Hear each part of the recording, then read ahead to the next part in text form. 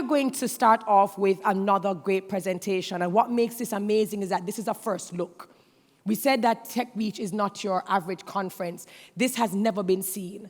The person who is going to make this presentation has been invited all over the world to make various presentations, but this one has never been done. And he wanted to do it here at TechBeach because he is from Guyana. And we are representing the Caribbean. And so he wanted to really showcase what he's going to present to you for the very first time. And I think that is a big deal.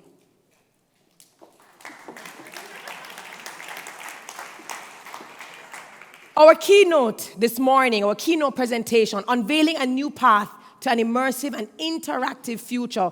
It will be presented by Richie Etwaru, co-founder and chief creative officer of Mobeus. And then after he presents, I know we're going to have questions. So we've invited John Kutzer, senior contributor Forbes, to be the moderator for the fireside chat. So ladies and gentlemen, for our first look, our first exclusive ever, unveiling a new path to an immersive and interactive future, put your hands together for Richie.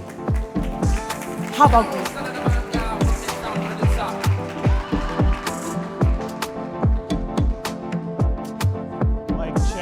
Mic check, 1, 2, 3. I always wanted to do that in the Caribbean because it's so cool.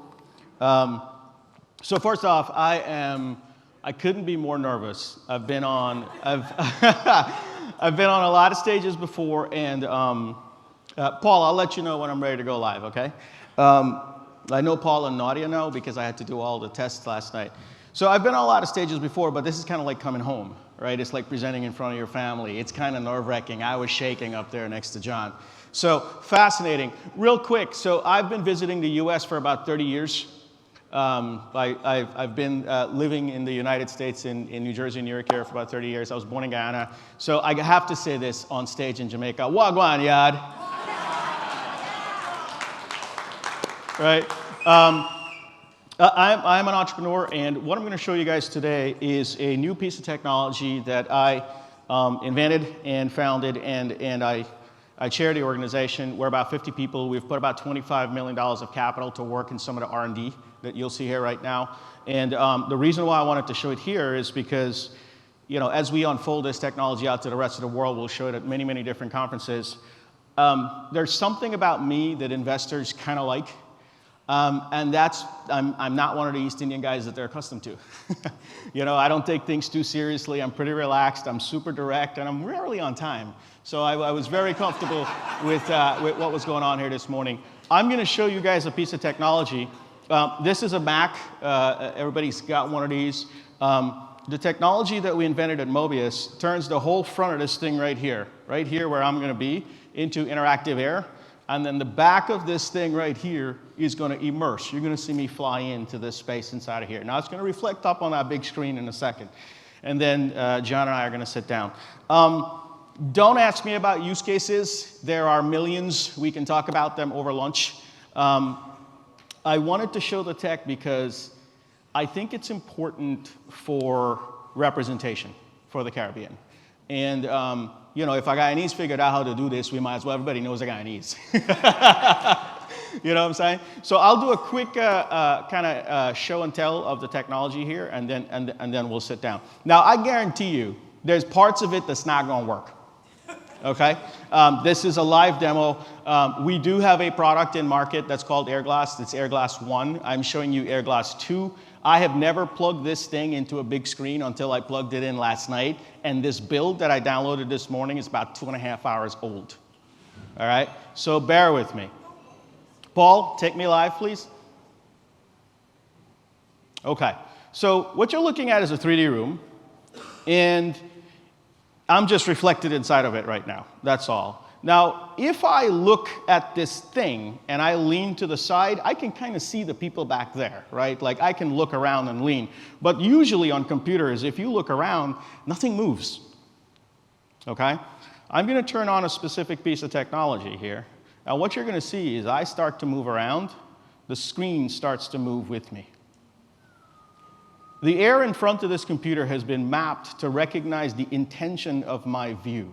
So if I decide to look down here, it knows that I'm trying to look right there, or I'm trying to look right over there underneath these things, or wherever it is that I'm trying to go. Okay? Now, what you're noticing is that there's depth to it. Like I can look in the back, I can look at the front, I can look around. This is programmable, meaning you can program this to respond to the human body to do different things. For example, look at the position that we're going to get on my hands. Hold on, I know what happened there. Look at the precision that we're going to get on my hands. Nadia, give me a little bit more light right in front of me as I draw in the air without touching anything. Notice my other hand is behind my back. I want to make sure you guys know that I have no Oculus Rift on or none of that garbage. Okay? And then I let my hand go. Now I can look in and I can zoom around, but I want you guys, for those of you who are recording your phone, focus on the screen for a second. Watch this.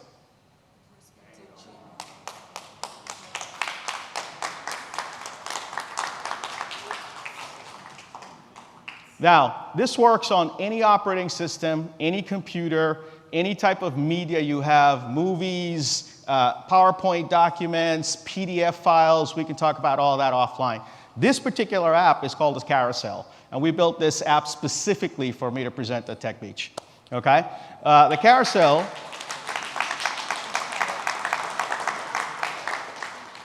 I'm asking my colleague, Kat Bell, to join me inside of here. Kat just happens to work at Mobeus. A recruiter brought her in. I interviewed her. I never knew until like a couple of weeks in that she's half Guyanese, half Jamaican. So she will join me here live in a second.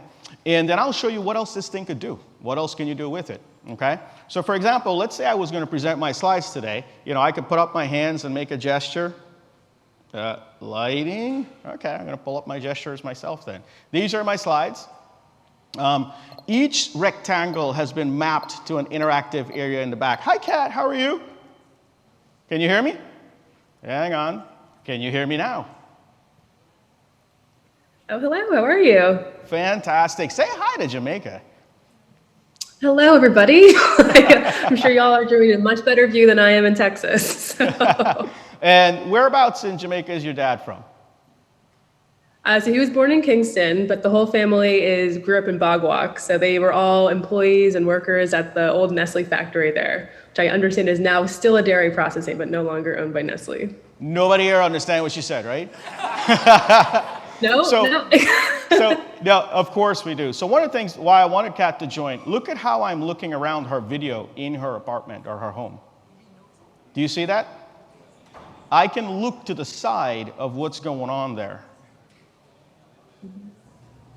That's not normal. Kat. You're making me happy I cleaned up. Yeah. Kat, thank you very much. I will catch you later. I'll carry on the rest of the presentation. Perfect. So the reason why I showed you that is because this works with the existing infrastructure that you have. So these things, you know, this is just PowerPoint slides here that have been mapped to my hand. If I put one in the front, it does something. I'm going to put my hands up. I'm going to grab this one. I'm going to pull it towards me. Okay? Now, I noticed that Damien had some problems changing your slides.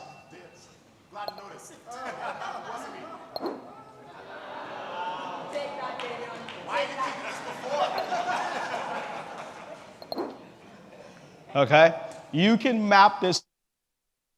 Now, the slides that I have here were meant to kind of make a point. One of the things that we've been doing at Mobeus is we've been really trying to figure out what is the right product market fit for this type of technology, okay? And the reason why we're bullish about this and why investors are putting capital on this is because coming out of COVID, it feels like we're going to have the future that we were going to get in 100 years in 50. That's what it feels like. Now, there's a couple of reasons why this is happening. First of all, every consumer, every grandma in the world knows that tech can help now. Like my mom, when she calls for the kids now, it's not audio. She wants the video when you call the kids now. So consumer demand is driving tech. All the executive roadmaps, all the corporate roadmaps that had 5 years to cloud and 3 years to AI were done during COVID. So now boards have to invest, and what are they going to invest in tech? And then governments are driving money into tech like crazy. So we think this is what's coming. This product that I'm showing you is of consequence because product market fit is changing, and I'm going to zoom in here for a little bit. If you guys look right here, this is usually where organizations compete. You know, what you have right now, you figure out what the customer wants, right? And then you kind of build it. And startups compete in this purple area, which is you can't build what the customer wants because the incumbents are going to deliver that in the next release. You got to build what the customer wishes for. This whole area around here just got super interesting. And consumer imagination is outpacing corporate imagination. This is fundamentally what's going on in the ecosystem right now. And, you know, I just got to remind you guys that, like, I can hold it and play with the depth. I told you it wasn't going to work a couple of times. It's all lighting, by the way. It's lighting based. Let me try my left hand. Maybe my left hand has a little bit of a better, there you go, look at that. See that? Boom. Okay? So really, what we were trying to do here is we said, look, there are many different futures, and I'm going to turn up this slide a little bit. There are many different futures, okay? And we're looking at this immersion. All devices are going to an immersive future, an interactive future. What we set out to do was to figure out, could we build a smart glass, a virtual smart glass that goes around the devices that are software only? And you might go, well, Richie, why would you do that? Like, why would you not just stick an iPhone to your head, put some duct tape around it, and then bump into walls? And, you know, the answer is kind of obvious, right? What you're looking at here right now, so this is Airglass 1, this is in market. If you go to Mobeus.com, you can download it. It's awesome. You can play with all bunch of stuff.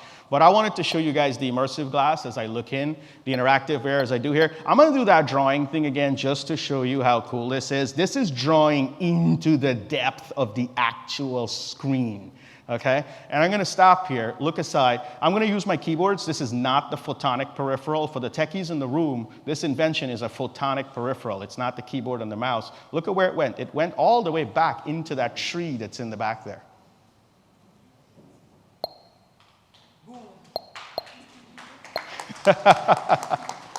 Right? I'm going to come back to the front, recenter myself, do a thumbs down to delete this, grab this, and hold on. Sorry, guys. Pop it back in. Now, I want you to imagine where this is going to be. Paul, you could take me off screen and just go back to the TechBeach logo. I want you to imagine where this is going to be. Round of applause. We've got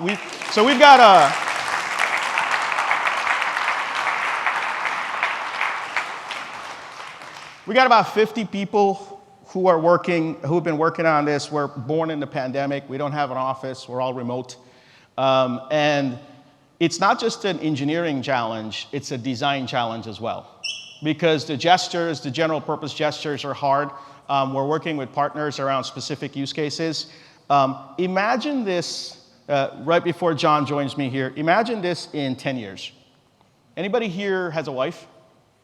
Okay. I noticed some people weren't sure. Right? So my wife calls me all the time, what do you think about this dress? And I'm like, I don't know. I mean, she got to send me a screenshot of a picture, you know, with things.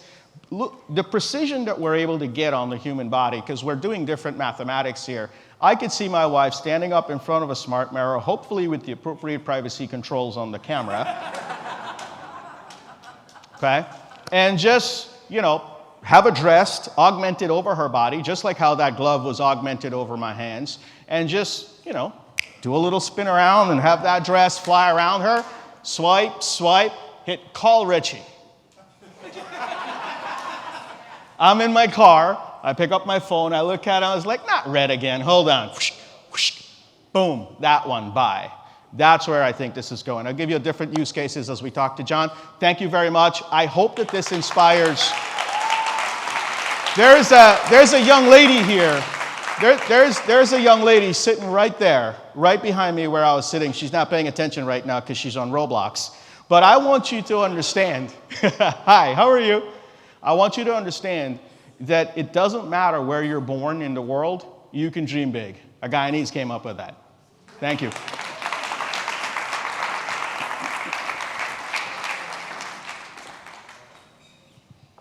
Impressive stuff. Thanks, man. I'm going to take us back to 1982. Tron came out, the first Tron. We've been playing with cyberspace, digital realities layered on top of physical realities for about maybe 70 years or something like that, first computing platforms. We've always had this dream of interacting with these zeros and ones, these bits, this thing that we can't really imagine. We've had this dream of interacting with it with our hands, physically, engaging in our spaces. How does this change our relationship to information and data and communication? Yeah, man, I thought he was going to start with an easy question, right? So I think, look, the macro of this is very interesting. I'll talk about some of the sort of smaller size things. You guys ever seen that illustration of like we started from cavemen and women, and then we kind of walked, and then we had a sword, and then we kind of stood up, and then we're over the computer like this in the end? Okay, well you stand up and engage with the computer, right? So that's the first big change. My hair's going to stop hurting a little bit. That's probably another 100 years away. This thing has use cases because instead of going all the way to kind of like deep Web3, where we plot ourselves and turn ourselves into the zeros and ones and then go into the zeros and ones, here I stay outside as me, and I'm interacting with the zeros and ones, leaving a little bit of space for life because I'm not sure that I'm going to want, you don't want to plug in yet. Yes, exactly. I'm not ready to plug in. And I think there's a lot of people that are not ready to plug in. But really simple implications. So now, all of tech has been X and Y. From since then, it's always been X and Y. If you understand tech, this is the Z index of tech. So now you can program for the Z index. So simple implication. Let's say you're building a website and you've got a shopping cart and you got to put something into the shopping cart, right? Well, now, when the person drops something into the shopping cart, you could float the checkout button perceptively 3 inches closer to them. Okay? Touch me, hit me right, now. Exactly. Now, it's not my favorite use case because I'm not trying to sell more. But the use cases are like, the one that I like the most is children's education. Right, so I've got a 5-year-old and a 3.5-year-old boy. We got a couple of prototypes in the house, and they're sorting blocks with their hands, and setting up alphabets and spelling words and stuff like that. Kids just love this stuff. I think the next generation is going to look at the electronic peripherals that we have, which is a keyboard, which is QWERTY-based, by the way. Do you guys know why it's a QWERTY-based keyboard, by the way? It's actually just the most constructive way where the typewriter things didn't hit each other all the time. That's why the letters are so weird. And a mouse that you have to click and scroll. I think the next generation is saying, I want to engage with tech with my hands, and I don't want the electronic peripherals I have. So that's my top level. That was a good answer for a tough question. I want to talk about scaling. Scaling is the name of the game.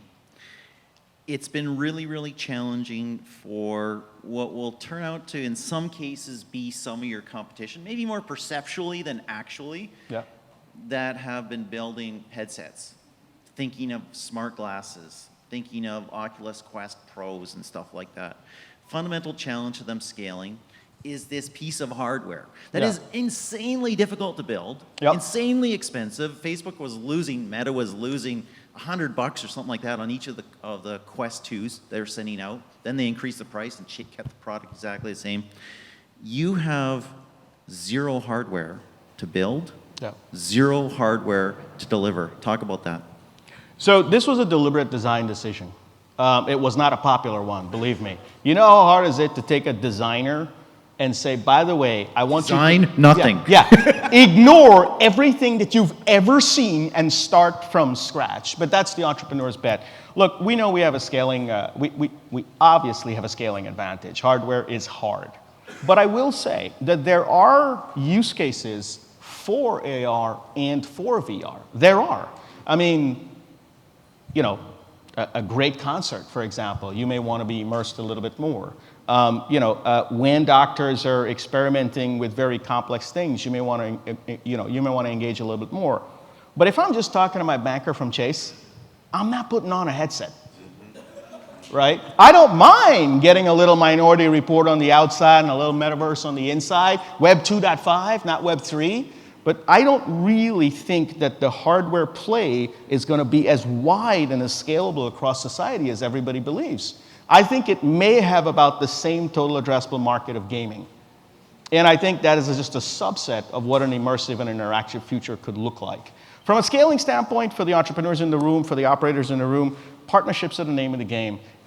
Inventions don't matter. Prototypes don't matter. What I just showed you guys is very exciting, but it doesn't matter. Distribution is what matters. That's how you scale a business. Just thinking of some of the scaling tweets I've seen recently. GPT-3. Yep. OpenAI.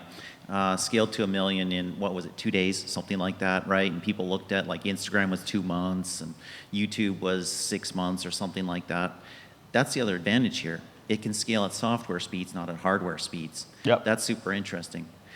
And I know you said don't talk about use cases, but you talked about a couple, so I'm going to break the rule. Let's go. The thing that was interesting to me, especially during pandemic times, which, you know, are still sort of kind of not, well, kind of ongoing, who knows what.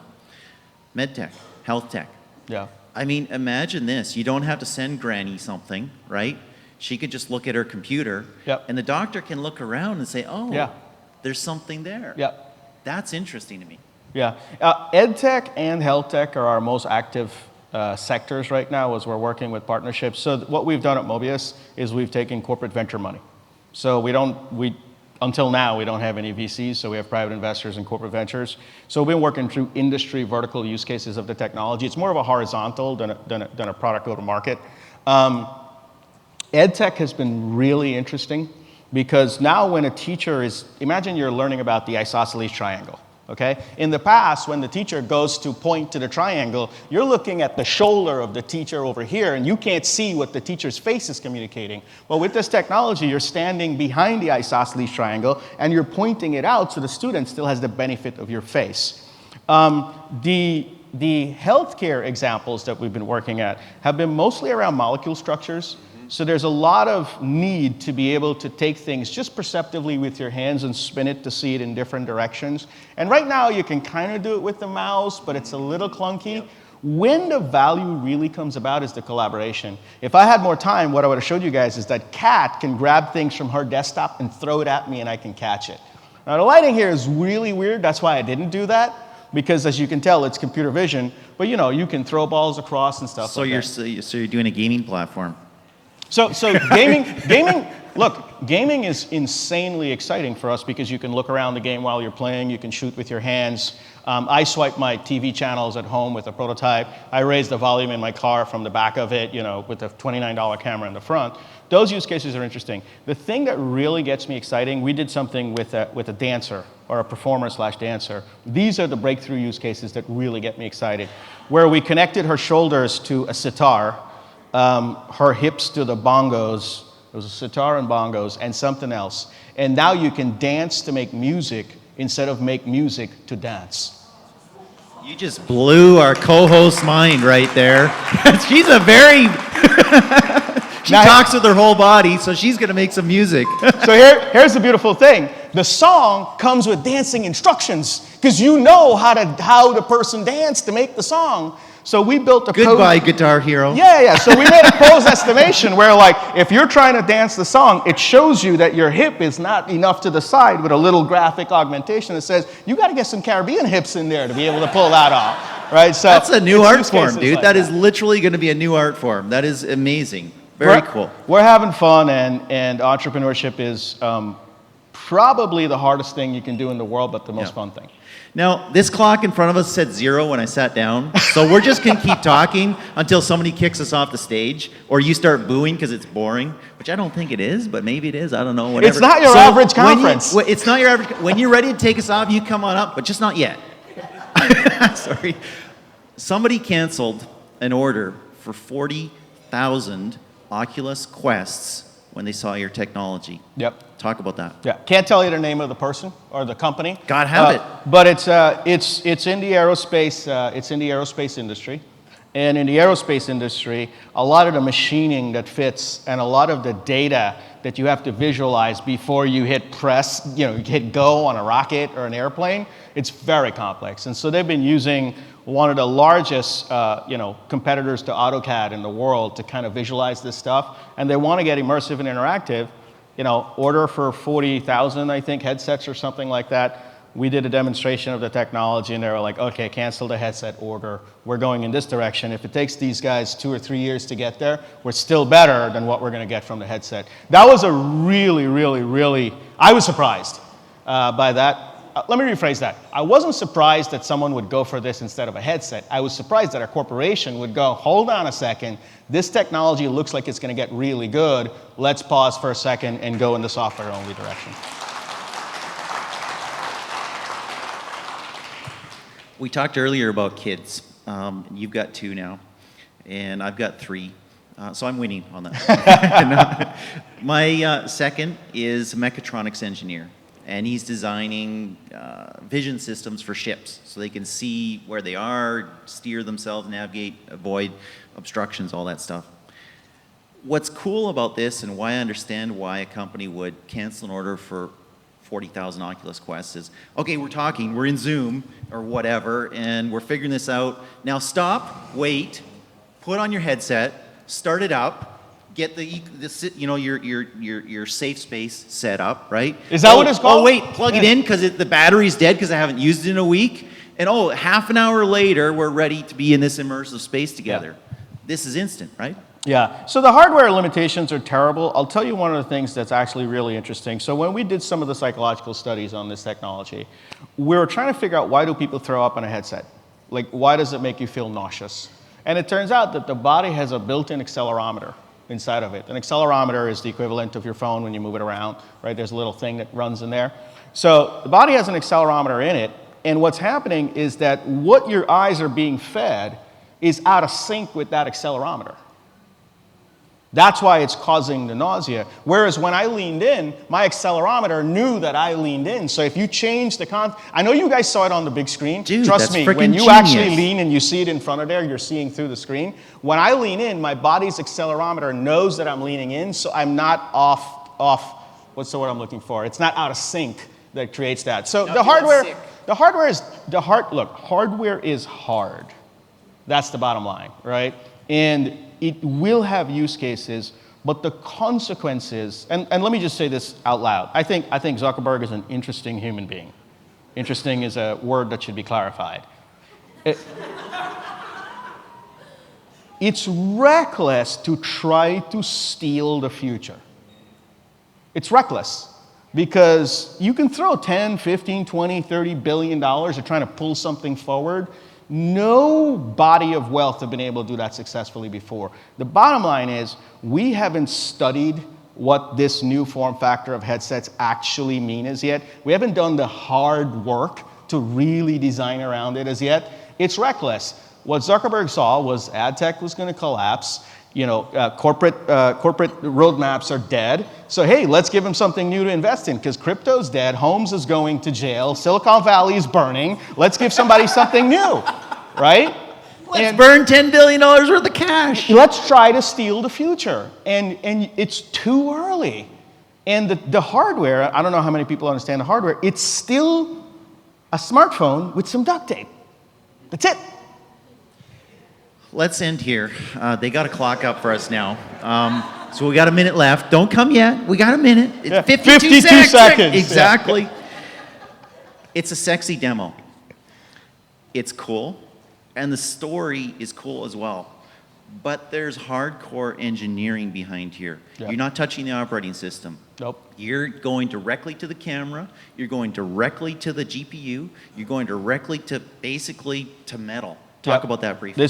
So this was built on bare metal. It doesn't need any permissions on the computer. It doesn't need any specific privileges. We're sitting between the camera and the video card, and we're dealing with the frame buffer off the camera and then relighting the frame buffer right before it hits the video card to create that. We call it an interactive perception of depth. The answer you're looking for is math.